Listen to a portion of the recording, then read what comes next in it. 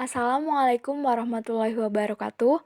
Kami dari kelompok 2 akan menjelaskan tentang strategi pengembangan usaha UMKM. Kelompok kami beranggotakan yang pertama ada Fauzia Septianingrum NIM 018064, yang kedua ada Safira Hamida NIM 018079, yang ketiga ada Afdila Rahma Fitriani NIM 018080, yang keempat ada Amaria Pratama Putri NIM 018094, dan yang terakhir ada Nisrina Nur Alifa NIM 018106. Selanjutnya, kita akan masuk ke materi yang pertama, yaitu mengapa sektor UMKM perlu dikembangkan. Sektor UMKM perlu dikembangkan karena kemampuannya dalam pembentukan PDB sekitar 63,58%, kemampuannya menyerap tenaga kerja sebesar 99,45%, atau sangat besarnya jumlah unit usaha yang terlibat yakni sekitar 99,84% dari seluruh unit usaha yang ada. Sehingga pada share-nya yang cukup signifikan dalam jumlah nilai ekspor total yang mencapai 18,72%.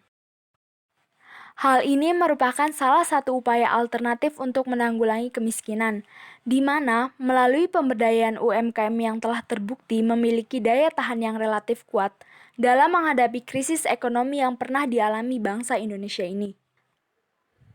Selanjutnya, apa sih permasalahan yang dihadapi UMKM? UMKM ini menghadapi banyak permasalahan. Di sini, kita akan membahas 3 permasalahan yang sering dihadapi UMKM. Yang pertama, meski banyak yang terlibat dalam pengembangan UMKM, namun tugas pengembangan UMKM yang dilimpahkan kepada instansi-instansi tersebut diwarnai isu negatif. Misalnya, baiknya politisasi terhadap KUKM. Permasalahan yang kedua, yaitu pemberian dana subsidi JPS yang tidak jelas dan tidak terarah. Dana subsidi JPS ini tidak jelas bagaimana dan kapan penyalurannya. Permasalahan yang ketiga atau yang terakhir adalah kredit perbankan sulit diakses oleh UMKM. Di antaranya adalah karena prosedur yang rumit, serta banyaknya UMKM yang belum bankable. Selanjutnya, bagaimana seharusnya peran yang dimainkan oleh lembaga-lembaga ekonomi tersebut dalam memberdayakan atau membangun sektor ekonomi UMKM? Yang pertama ada pemerintah. Dalam hal ini, pemerintah daerah misalnya harus mampu berperan sebagai inisiator, fasilitator, mediator, koordinator, ataupun regulator demi untuk merealisasikan strategi pembangunan ekonomi yang berbasis UMKM. Di antaranya, pemerintah melalui dinas-dinasnya di bawah koordinasi Bapeda harus mampu menyusun dan menertibkan landscape atau peta potensi sektor ekonomi UMKM ini secara jelas dalam berbagai aspeknya, yang nantinya dapat dijadikan acuan bagi lembaga-lembaga lainnya untuk mengambil kebijaksanaan-kebijaksanaan secara tepat. Yang kedua, baik pengusaha UMKM maupun pengusaha besar, mereka selalu harus berupaya secara mandiri dan sukarela untuk melakukan langkah-langkah strategi dan realistis dalam berusaha. Di antaranya, bagi pengusaha UMKM, mereka harus selalu berupaya meningkatkan keterampilan atau pengetahuan berusahanya, baik di bidang produksi, manajemen, maupun pemasarannya. Yang ketiga, dengan adanya Undang-Undang Otonomi Daerah, maka sektor perbankan yang ada di daerah dapat melakukan beberapa penyesuaian kebijaksanaan, baik dari kepentingan Bank Indonesia, agar dapat mengakomodasi semangat Undang-Undang Ekonomi Daerah agar dapat melayani kebutuhan masyarakat secara optimal. Selanjutnya adalah studi empiris terhadap 10 jurnal. Jurnal yang pertama yaitu berjudul Kajian Strategi Pengembangan Usaha Mikro Kecil dan Menengah UMKM di Kota Tarakan. Tujuannya untuk mengkaji strategi pengembangan dan peningkatan daya saing dalam menghadapi kompetitif pasar bebas ASEAN Economic Community AEC 2015. Penelitian ini menggunakan data primer dan data sekunder. Metode analisis yang digunakan adalah pendekatan deskriptif dan menganalisisnya dengan menggunakan analisis SWOT. Kemudian, merumuskan model strategi untuk mengatasinya. Hasilnya adalah untuk menjadi strategi utama adalah strategi growth, di mana UMKM Kota Tarakan memanfaatkan seluruh kekuatan UMKM, yaitu mempertahankan kualitas bahan baku, legalitas atau izin yang masuk dalam kualifikasi, harga yang tetap bersaing, dan melakukan peningkatan SDM di UMKM Kota Tarakan. Jurnal yang kedua yaitu berjudul Pola Pengembangan Usaha Mikro Kecil dan Menengah UMKM di Kota Mataram tahun 2016. Tujuannya untuk mengetahui karakteristik UMKM di Kota Mataram berdasarkan kondisi internal dan eksternal UMKM. Kemudian menganalisis strategi pengembangan usaha yang sesuai dengan UMKM di Kota Mataram. Penelitian ini menggunakan analisis data primer dan sekunder. Data primer diperoleh dari survei, sedangkan data sekunder diperoleh dari berbagai sumber publikasi lembaga atau institusi yang terkait dengan penelitian ini. Penelitian ini menggunakan alat analisis deskriptif SWOT dan AHP. Berdasarkan hasil analisis SWOT, maka dihasilkan 4 buah alternatif strategi pengembangan usaha UMKM di Kota Mataram. Yang pertama adalah memperluas jaringan distribusi, yang kedua, mempermudah penyediaan bahan baku, yang ketiga, upaya pengembangan kualitas dan kreativitas produk, dan yang keempat adalah melakukan upaya pengembangan kualitas sumber daya manusianya. Jurnal yang ketiga itu berjudul Pengaruh Strategi Pemasaran Online Terhadap Peningkatan Laba UMKM. Tujuan dari jurnal ini yaitu mengetahui bagaimana pengaruh strategi pemasaran online terhadap peningkatan laba UMKM. Metode analisis yang digunakan yaitu metode penelitian kuantitatif, yang menguji teori tertentu dengan cara meneliti hubungan antar variabel. Sumber data berasal dari sumber data primer dengan mengirimkan kuesioner permohonan kepada responden dan data sekunder. Responden dalam penelitian ini adalah para owner atau manajer pemasaran atau staf dari beberapa UMKM di Jawa Tengah. Hasil dari penelitian ini berusaha menjawab hipotesis H1 diterima sedangkan H0 ditolak, yang menyatakan bahwa strategi pemasaran online berpengaruh positif terhadap peningkatan laba UMKM. Jurnal yang keempat yaitu Strategi Pengembangan Pemasaran UMKM Pengrajin Sepatu Sendal. Tujuannya untuk menjawab pertanyaan, strategi pemasaran seperti apa yang memungkinkan untuk diterapkan dan meningkatkan omset penjualan para pengrajin sepatu sendal Ciamas Kabupaten Bogor. Metode analisis yang digunakan dalam penelitian ini adalah metode survei, dengan mengambil kasus pada UKM-UKM pengrajin sepatu yang berada di Ciamas Kabupaten Bogor. Hasilnya adalah strategi pengembangan yang bisa dilakukan oleh para pengrajin adalah yang pertama, peningkatan kreativitas dalam membuat model sepatu sendal, sehingga semakin beragam bentuk dan modenya. Kedua, ada optimalisasi jaringan atau saluran pemasaran melalui pembangunan kerjasama dengan sesama pengrajin atau pengusaha dan pemasar lainnya. Yang ketiga itu dengan memperluas jaringan relasi pemasaran. Yang keempat, ada dengan pemanfaatan website atau email sebagai sarana promosi dan pemasaran, atau bisa dibilang dengan pengembangan e-commerce. Dan yang kelima adalah pengalokasian dana dari penjualan untuk meningkatkan teknologi produksi yang dipergunakan. Jurnal yang kelima yaitu berjudul Strategi Peningkatan Usaha Mikro, Kecil, dan Menengah UMKM di Indonesia.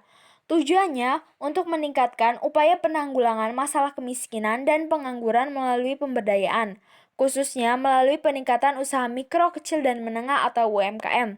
Metode analisis yang digunakan yaitu menggunakan pendekatan kualitatif dengan analisa yang bersifat deskriptif. Hasilnya adalah pengembangan UMKM saat ini dapat memanfaatkan kemajuan teknologi informasi melalui e-commerce dan media sosial. Pemerintah perlu meningkatkan infrastruktur agar kecepatan akses internet merata di seluruh Indonesia.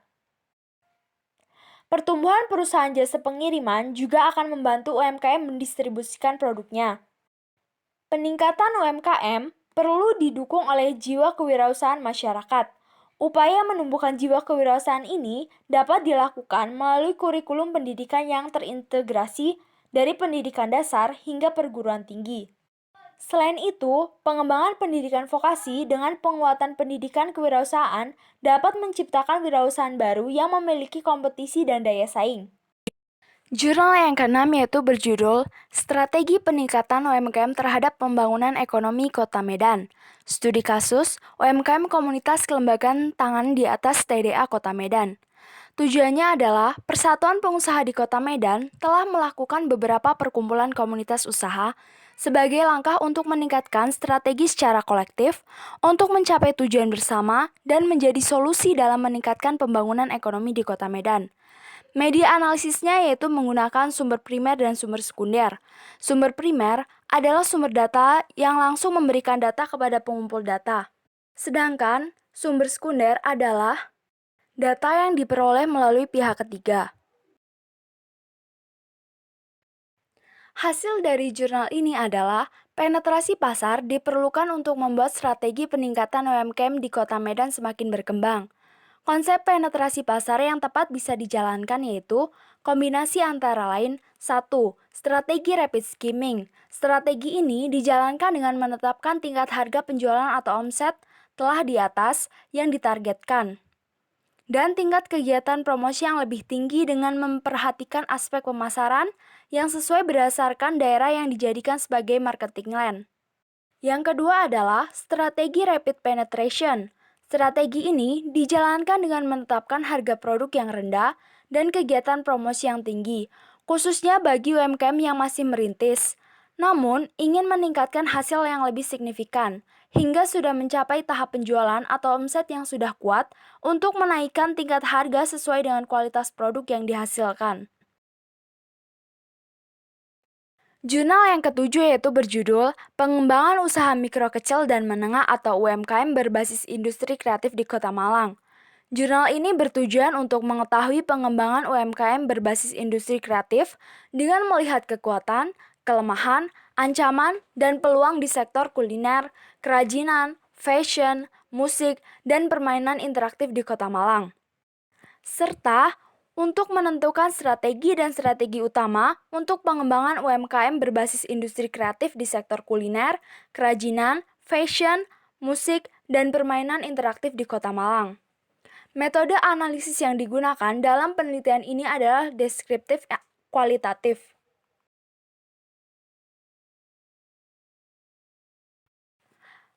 Hasil penelitian pada penelitian ini yaitu, Kota Malang sudah memiliki banyak potensi di 15 sektor industri kreatif. Dari semua sektor tersebut, tiap sektor memiliki kekuatan, kelemahan, peluang, dan ancaman yang berbeda. Selain itu, banyak permasalahan di tiap sektor seperti permasalahan sumber daya manusia yang ada pada sektor kuliner, kerajinan, fashion, dan permainan interaktif. Pada faktor kelembagaan, seperti pada sektor kuliner, musik, dan pada faktor infrastruktur dan teknologi seperti pada sektor kerajinan dan permainan interaktif, dan faktor pemasaran seperti sektor kuliner, kerajinan, fashion, dan musik. Maka, perlu adanya sinergi untuk bekerja sama antara semua sektor industri kreatif, baik dengan pemerintah maupun dengan swasta.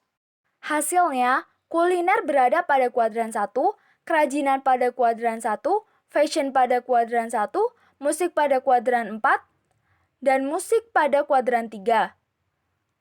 Selanjutnya kita masuk ke jurnal yang ke-8.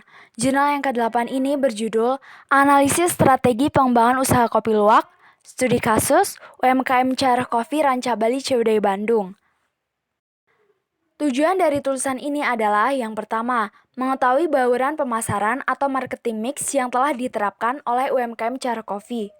Yang kedua, mengidentifikasi dan menganalisis faktor-faktor lingkungan internal dan eksternal yang memengaruhi strategi UMKM Cara Kopi. Dan yang ketiga, menyusun dan merekomendasikan alternatif strategi yang efektif dan efisien untuk UMKM Cara Kopi. Metode pengolahan dan analisis data disajikan secara deskriptif dan dianalisis secara kuantitatif serta kualitatif. Proses perumusan strategi dilakukan melalui 3 tahap, yaitu tahap yang pertama ada tahap masukan, yaitu dengan analisis lingkungan internal dan eksternal. Tahap yang kedua ada tahap pencocokan, yaitu dengan analisis SWOT, dan tahap yang terakhir adalah dengan pengambilan keputusan dengan menggunakan metode AHP. Hasil yang diperoleh adalah saat ini UKM Cara Kopi telah melakukan beberapa aktivasi promosi. Beberapa aktivasi promosi yang telah dilakukan oleh UKM Cara Kopi diantaranya pameran yang difasilitasi oleh pemerintah, digital marketing berupa website dan media sosial, publisitas dari media massa, juga pejabat daerah. Akan tetapi, bentuk promosi belum maksimal dan berkelanjutan. Selain itu, promosi juga dilakukan dengan memberikan sampel pada pengunjung yang datang ke outlet. Jurnal yang ke-9 ada jurnal yang berjudul Strategi Pengembangan Usaha Mikro Kecil Menengah, Studi Kasus, Usaha Pengolahan Lele UKM Sedapakat Pekanbaru. Penelitian ini bertujuan untuk menganalisis strategi pengembangan usaha mikro kecil menengah Sedapakat. Data dikumpulkan melalui kuesioner dan wawancara. Analisa data pada penelitian ini menggunakan analisa deskriptif, yaitu metode penelitian yang bertujuan untuk mengumpulkan data, menganalisa data baik primer atau sekunder yang mempunyai hubungan erat dengan masalah yang diteliti, untuk kemudian diinterpretasikan secara deskriptif guna memperoleh gambaran tentang masalah yang diteliti yang kemudian akan dianalisis dengan menggunakan analisis SWOT. Berdasarkan hasil penelitian, diperoleh beberapa alternatif strategi yang dapat diterapkan perusahaan. Di antaranya, meningkatkan kualitas produk, meningkatkan pelayanan yang prima, melakukan ekspansi pasar, menjalankan sistem manajemen yang profesional, meningkatkan kapasitas produksi dan penambahan tenaga kerja dengan memanfaatkan bantuan atau pinjaman pada lembaga-lembaga keuangan, meningkatkan promosi melalui media sosial, efisiensi biaya produksi, serta melakukan produksi sesuai dengan selera dan kebutuhan konsumen, mendirikan kios di pusat keramaian. Hasil analisa data menunjukkan perusahaan memiliki kekuatan yang dapat dimanfaatkan dalam meraih peluang yang ada. Dengan strategi utama diantaranya meningkatkan kualitas produk dan pelayanan yang prima, serta melakukan ekspansi pasar. Jurnal yang terakhir atau jurnal yang 10 berjudul Perumusan Strategi Pengembangan Usaha pada UMKM Seblaksaha Malang. Penelitian ini bertujuan untuk mengetahui bagaimana kondisi internal dan eksternal UKM Seblaksaha guna menentukan strategi apa yang tepat bagi UKM Seblaksaha dalam mengembangkan usahanya melalui manajemen strategi. Penelitian ini menggunakan dua jenis data, yaitu data primer dan data sekunder. Selain itu, penelitian ini menggunakan teknik analisis kualitatif. Analisis kualitatif merupakan analisis dengan data bukan angka.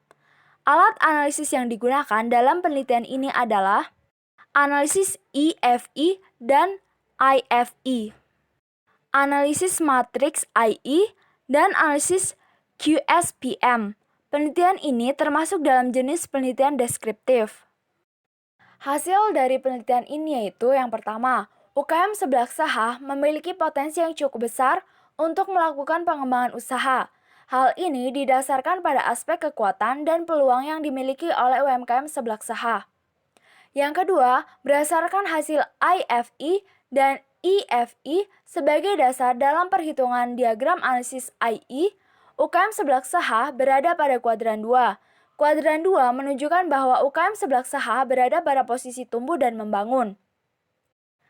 Dan yang ketiga, analisis diagram matriks strategi besar menunjukkan UKM Seblaksaha berada pada kuadran 1, yang berarti UKM Seblaksaha memiliki kekuatan yang baik serta peluang yang bagus.